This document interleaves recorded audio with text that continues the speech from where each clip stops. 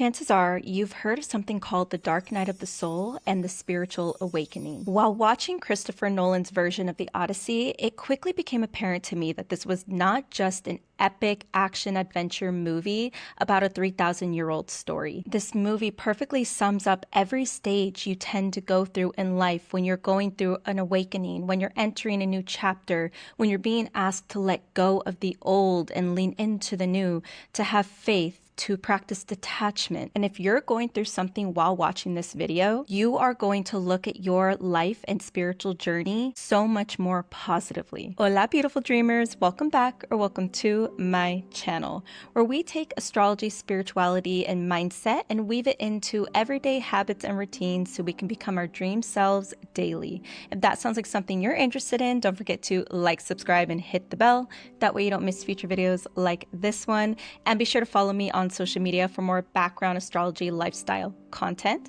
as well as hit the link down below if you'd like to either download my free astrology cheat sheet or book a one-on-one with me personally. The talk of the town right now is the Odyssey, and as someone with an Aquarius stellium, I don't like to give things their props very easily.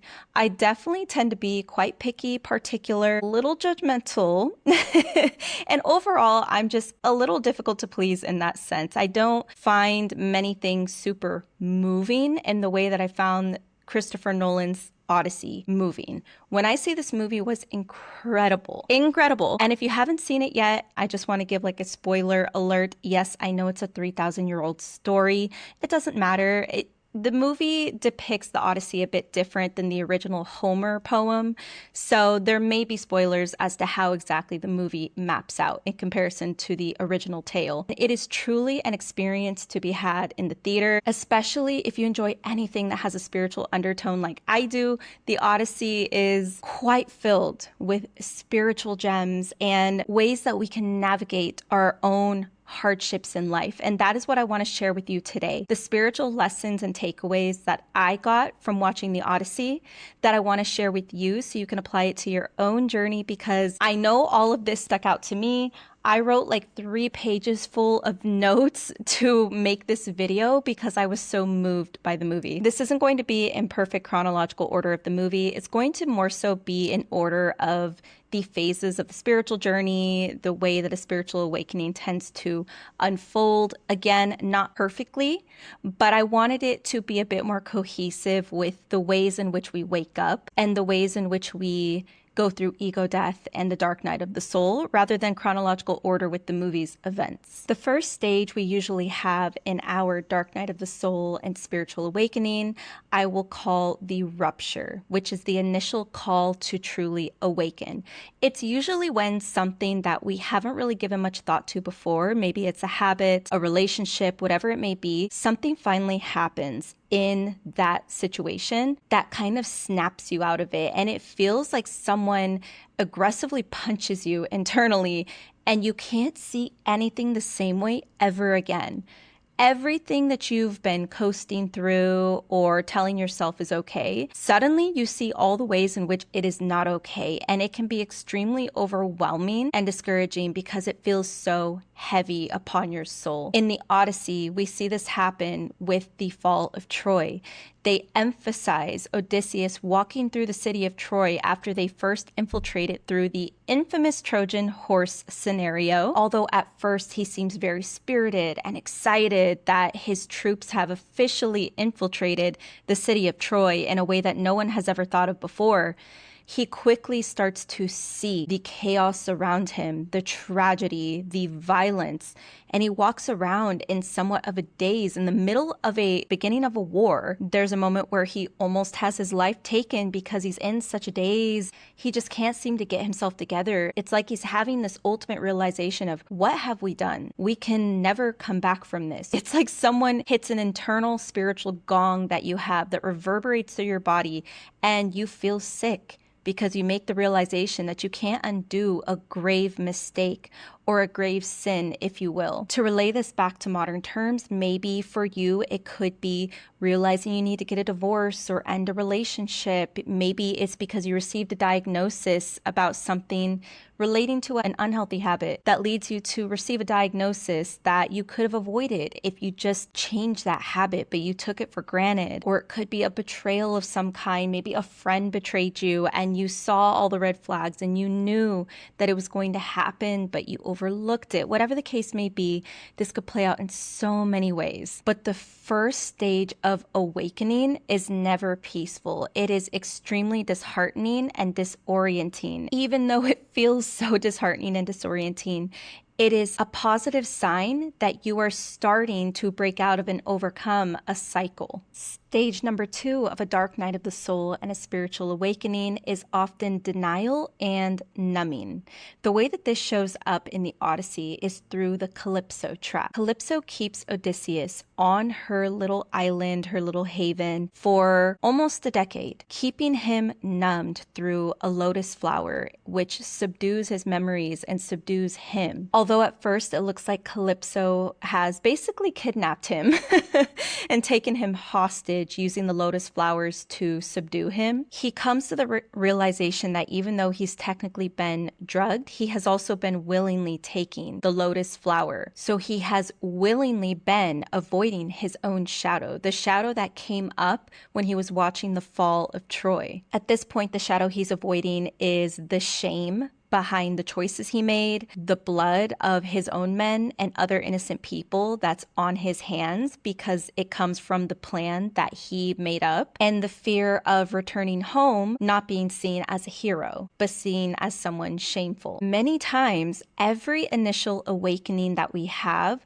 that first disorienting blow that we get of realization, is usually followed by some form of escapism or numbing because we are trying so hard to grapple with it. And a lot of times grappling with the reality of what we've come to realize just doesn't seem like something we can handle. We are not yet equipped with the nervous system, with the mindset, with the habits, with the tools to handle whatever it is that we are grappling. So we try to escape from it in some way. Calypso is truly a symbol of any comfort that is keeping you from your path and distracting you, that you are willingly indulging in. That's the key point, is that you take accountability of where you're numbing yourself and indulging and distracting yourself, keeping you from your ultimate journey. On this channel, we speak a lot about embodying your dream self daily, and the point of that is to try and keep us in alignment with what our dream self holds. That way, we don't allow things that are not in alignment to distract us and pull us away from that. For all my fellow astrology enthusiasts out there,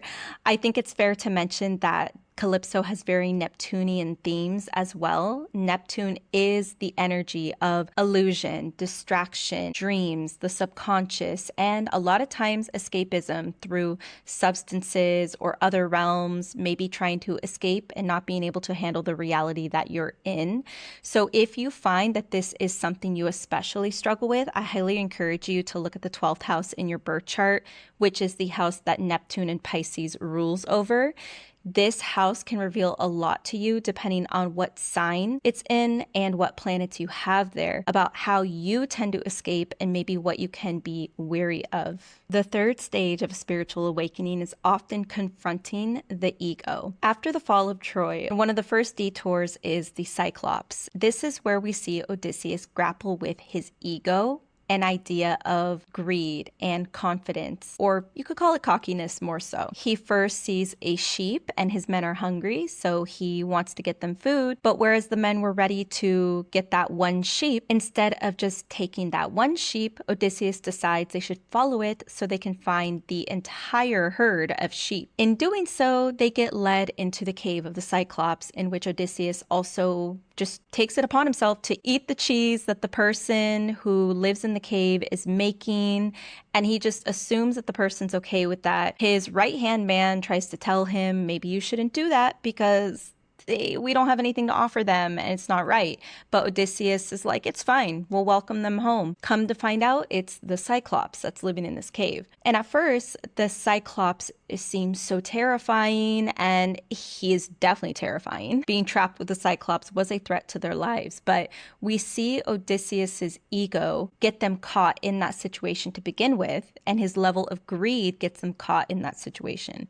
But then when they finally are able to escape, even though the Cyclops has eaten multiple of Odysseus's men at this point, Odysseus turns around and decides to throw one more arrow at the Cyclops as a petty blow, which then causes more of Odysseus's men to fall. So in Odysseus's pride, greed, and ego, he loses more lives than he needed to. This is ultimately the shadow of greed, ego, pride, and not knowing when to stop, or just not being able to see the bigger picture in general, which a lot of times when we're stuck in kind of the lower frequencies of a dark night of the soul and the beginning of our spiritual awakening, when we're first confronting our ugliest shadows, we may have a shadow where we don't know when to stop. And again, this will show up in so many different ways for all of us. I definitely have my own that I experienced in my own life where I didn't know when to stop, and then something extremely hurtful happened because of it, and it knocked me out of it. In this case, because the ego is involved, the ego isn't just worrying about surviving.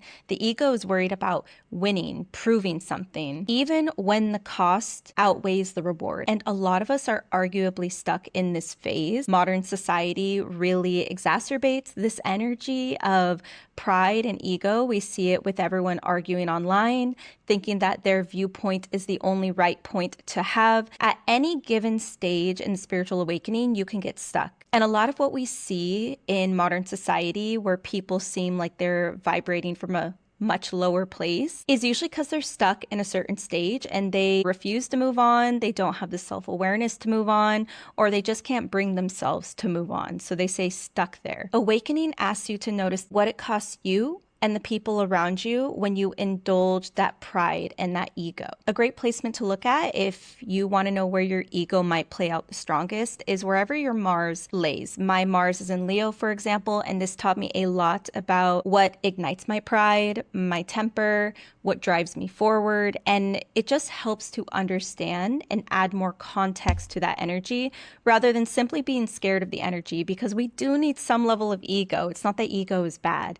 We just need to know how to hone it, like everything else, in a way that's positive for us so we can step forward using it to our advantage, not letting it take advantage of us and everyone around us. Stage 4 of the spiritual awakening journey is confronting your own projection. In the movie, when we meet Circe, she comes off as a terrifying witch. But we come to find out that the reason she does what she does is because she is terrified that she's going to be hurt, specifically by men. When Odysseus asks her why she turns the men into creatures that apparently reflect what they truly are on the inside, in this case, Odysseus's men turn to pigs, she responds to Odysseus that the men would have hurt her if she did not. A line that became very famous quickly from the movie because a lot of women can relate to the idea of being fearful that any man is going to hurt her, and so therefore she feels like she has to protect herself and be on the defense before that's possible. Whereas this is a powerful theme for us women,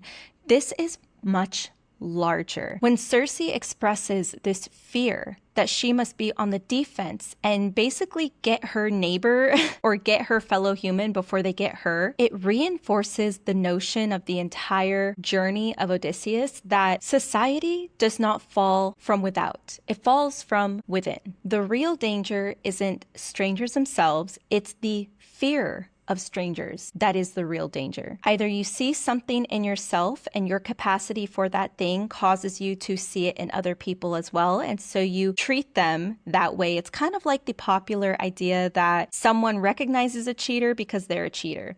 I don't think that's always true. However, that is a very basic way to put it. A lot of times the cheater is very paranoid that their partner's cheating on them and everything because they themselves are cheating.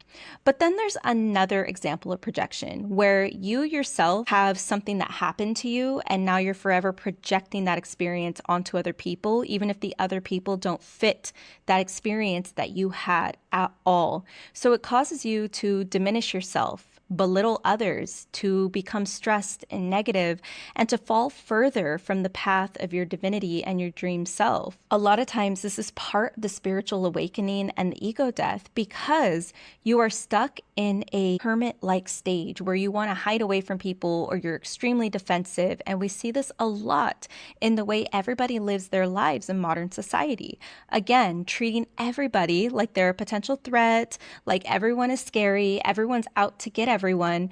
And the news and the things that we see only make this much, much, much worse. But then I find that a lot of times, aside from driving, because I feel like everyone is their worst selves when they're driving for some reason, aside from that, most of the time when I actually spend some time out, yes, of course, there's questionable people, but more often than not, everything is much more peaceful. People are not actually that judgmental and that combative. And a lot of times people are much kinder than we're led to believe by everything going on online or everything being shown to us in the news. So I would beg you to ask yourself this question. When have you prejudged someone's intentions based on fear that you have rather than evidence?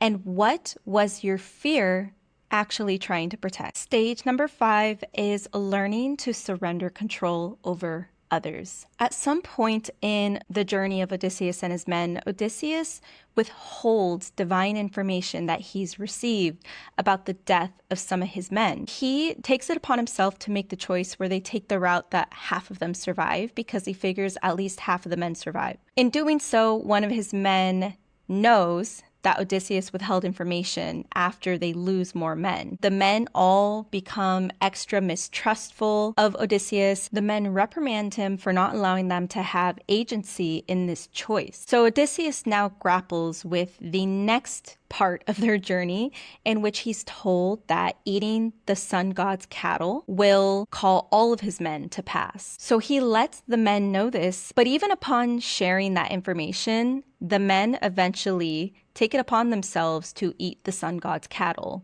even knowing that it means certain death for them. What makes it even more comical is they attempt to hide it from Odysseus, trying to secretly eat the meat at night until Odysseus discovers them, and he's ultimately flabbergasted by their actions. And one of the hardest parts of a spiritual awakening is trying to detach from others, especially if you come from a shadow side of people pleasing and trying to overexert yourself for everybody else. Ultimately, throughout his journey, he is trying hard to keep his men alive. And that really matters to him, especially after Troy and what he witnessed there. Something that had been creating so much strife within himself was the outcome of everything with his men and blaming himself for everything. He realizes you cannot protect people from themselves and their own choices. Everyone has agency over themselves at the end of the day. And staying stuck in carrying yourself like someone who has complete control over everything. And this doesn't just go for people. This goes for everything. Continuing to function in a way that's so obsessed with making sure you have control over every last detail of life to the point that it's causing you to make worse decisions. It's causing you to hurt yourself, and it's causing you to overexert yourself and keep you from thriving as your truest self. You are ultimately letting everything and everyone else zap you of your energy. You cannot fight someone's divine journey for them, and you just can't fight anyone else's choices for them, period. This is a lesson on releasing control of not just everyone else, but everything else in general. Your responsibility stops at staying in true alignment and being honest, not at controlling outcomes, because that is an illusion, especially an illusion that our modern society loves to make us think that we have a sense of control.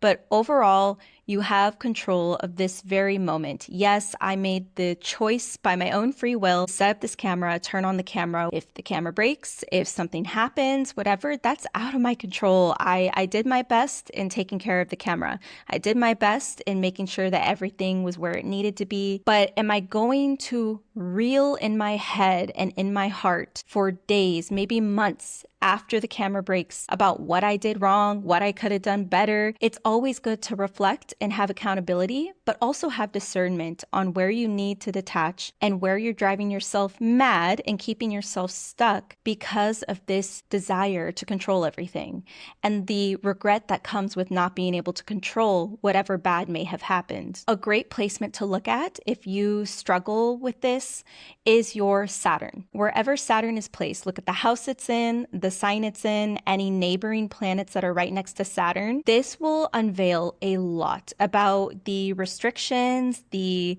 insecurities, the limits that you personally struggle with. Basically, it represents the confines that you tend to keep yourself in, that you are trying to grow out of or break out of. And I do have a couple great videos on Saturn that will be linked below and above, so you can watch if you are interested in that after this video. Stage number 6 is experiencing the true awakening of the dark night of the soul. One of my favorite spiritual concepts to come up in the Odyssey, in Christopher Nolan's Odyssey anyways, is the siren song. In the Odyssey, Odysseus makes his men tie him to the ship and leave his ears without wax, while all of his men use wax to fill their ears so they won't hear the song. But Odysseus tells them, no matter how hard I plead, don't untie me, I need to hear this song. And you watch him listen to the siren song in excruciating pain. And I'm going to read to you the way that he ends up describing the siren song to his men because it is one of my favorite parts. I get chills thinking about it. Oh my gosh, I don't know if you can see,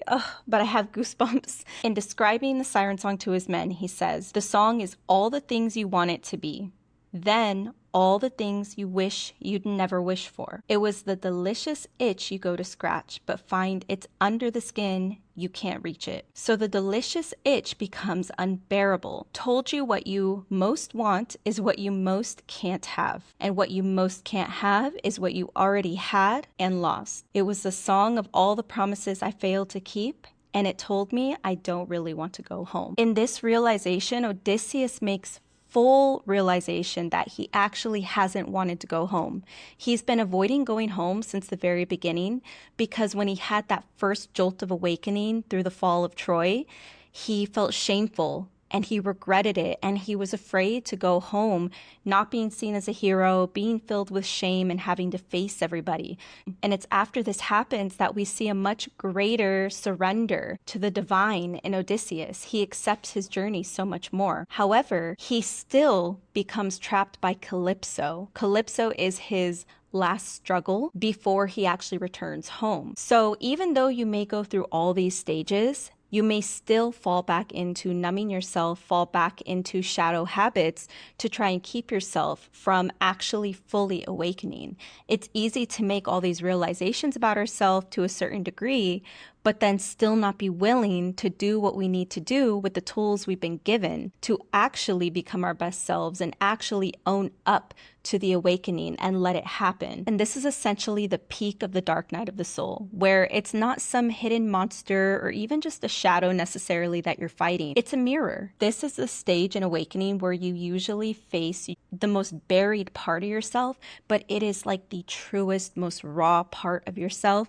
that you have buried because you do not want to face it. Another scene that is very on par with this energy is also when they travel to Hades and he has to face the people who have passed due to the fall of Troy. And he has to listen to their testament basically. And it's like listening to the people that you ghosted. It's like you actually have to listen to them tell you how you did them wrong, and you have to face the repercussions of your actions and how it directly hurt somebody else. All of these are very Plutonian in nature, which is all about the pool of the shadow, the graveyards of our soul, rebirth from the ashes like a phoenix, and facing what has been repressed. So I would encourage you to look at your Pluto placement to see where you might have a suppressed shadow in what house and what sign it's in, because that might help you get a better idea of where your shadow most plays out. It can also be where you become obsessive as well. So you become trapped in this state of obsession over pleasing the shadow, keeping the shadow fed, whatever the case may be. Stage number 7 can be seen as losing the facade. One of my favorite lines from this movie is when Odysseus is talking to Calypso and he's remembering parts of his past, and he's trying to remember why he doesn't want to remember his past and why he doesn't want to go home or what home even is. And Calypso tries to tell him that he has been happy living with her. He has just been emotionally distant, like he's somewhere else deep down. And she tries to warn him, if you realize the truth and you regain your memories, your happiness will be ruined. And Odysseus responds, then it wasn't real. And I think that is so powerful, because just like in The Matrix and just like in WALL-E, I love referencing WALL-E, would I rather stay in The Matrix where things are much shinier and prettier, but it's all completely fake, it's all an illusion? And in WALL-E, the battle that goes on with the captain of the ship housing all of the humans in space, he makes the realization that he could officially start changing the trajectory of humanity forever. And he's the first captain to have to face that battle as far as we know. There's a moment where he's happy because he thinks that he doesn't have to start the journey back to Earth. And he goes, oh, well, that means everything goes back to normal then? Great. And he's happy about that. But you see him slowly start to think more and more about it. And he goes, what am I doing? Like, it's on me. The future of humanity is on me, and I have to own up to that. I can't just stay in this little fake routine, illusion of a happy routine, because my soul, our spirits as humans are not actually happy here. So I need to embrace the future, even though change is scary. Doing that is scary. But once you choose to embrace what is scaring your soul for the sake of answering that call you feel from within, this is the moment your awakening pivots in the most positive direction. So the real test here is to recognize what within you is actually real and what has just been functioning to keep your shadow at bay, the shadow that you refuse to face. When you're actually ready to face this is when you're going to hit the next level of growth in your journey. And one placement that I think could really be valuable to look at for this is your moon sign and your 4th house. The moon rules of the 4th house, I just released a video on it. If you want to go watch, it will also be linked below and above. But the moon sign reveals to you a lot about potential childhood shadows and potential traumas that happen to you in your life that may be carrying out in your adulthood and keeping you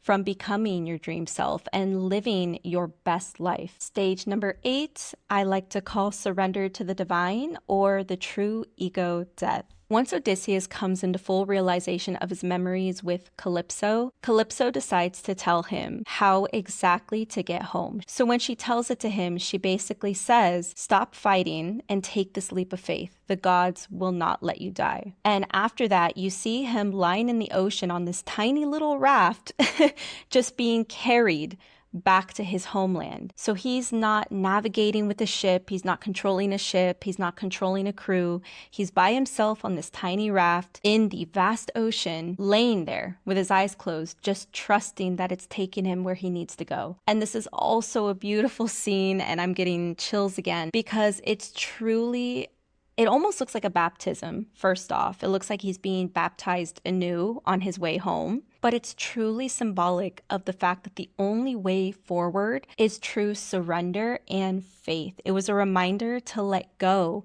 of our ego, to surrender to the divine, and to have faith in our journey as it unfolds, and realize that we can't control every outcome, nor should we. This ultimately is the true ego death. When the fight response finally quiets itself and the surrender and the faith in something much larger takes its place. This is what allows you to make more sound decisions in life. It allows you to detach from people who are emanating negative energy that you have to deal with, how you don't let situations completely take over your psyche and cause you to act out of character, how you stop being so reactive to every situation that happens in life that is not ideal. It's through practicing this faith and this surrender in the divine, knowing that you cannot possibly control every outcome. It's like that famous biblical verse, which I love also. It says, God grant me the serenity to accept the things I cannot change, the courage to change the things I can, and the wisdom to know the difference. Stage number 9 of the spiritual awakening can be seen as truly reconnecting to the spirit. Everything that the world tries to pull you away from, because once you stand truly in your intuition and in your spiritual sovereignty, you are the most powerful threat, because you are willing to live in your truth and to not be conditioned and brainwashed by every last thing that happens around us. The moment we see this concept in the movie is when Odysseus is asking Athena why the gods communicate in ways that humans just cannot understand. And she basically tells him, who doesn't understand the waves, the clouds, the storms, the beauty, love, etc.? Basically saying all the things that are natural and organic are the ways that the gods speak. It's this idea that spirituality is all encompassing. It's everything outside of us and everything within us, and we are part of it naturally.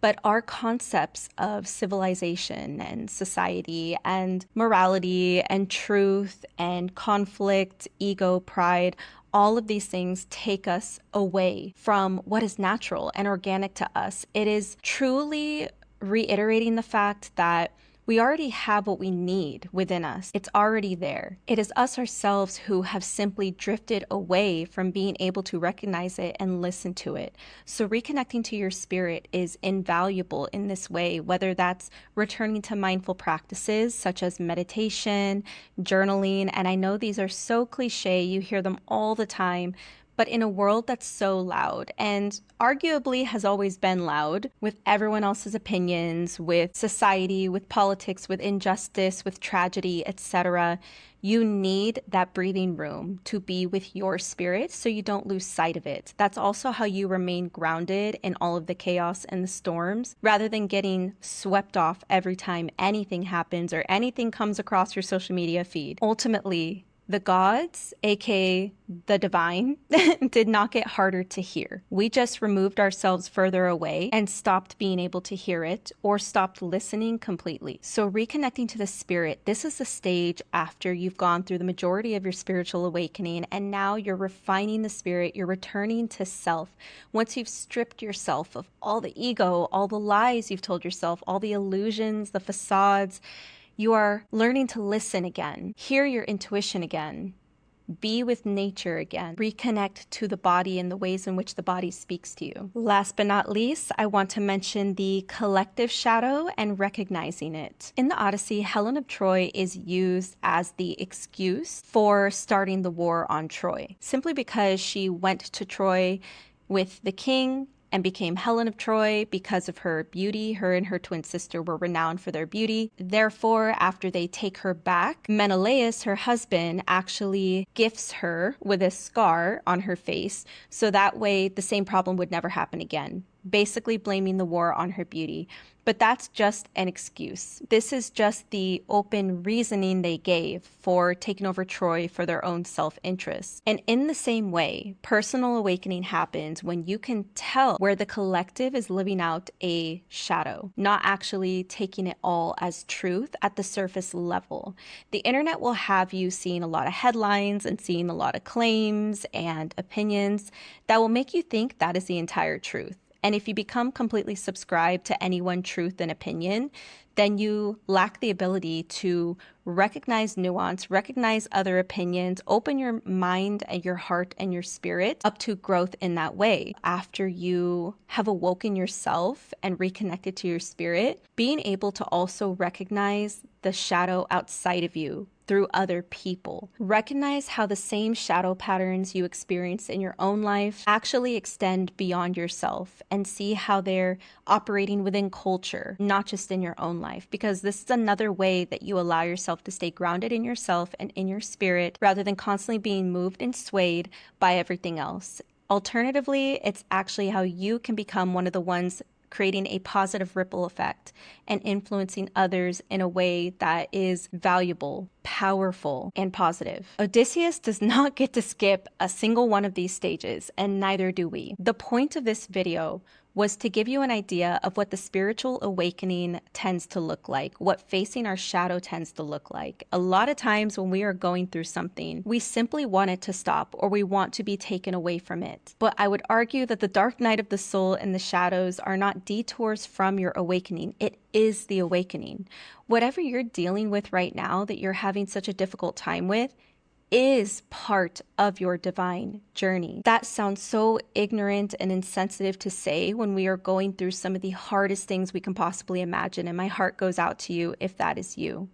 But one thing that is true, it is a universal spiritual truth since the dawn of time, since 3,000 years ago and beyond. It's that there is an organic divine journey playing out for all of us, and we are all a part of it collectively and individually. And you may be so focused on the external circumstances and your goals and the destination. I just want this to be over and be on the other side of it. I just want to reach that day or that event. And you're always focused on the destination.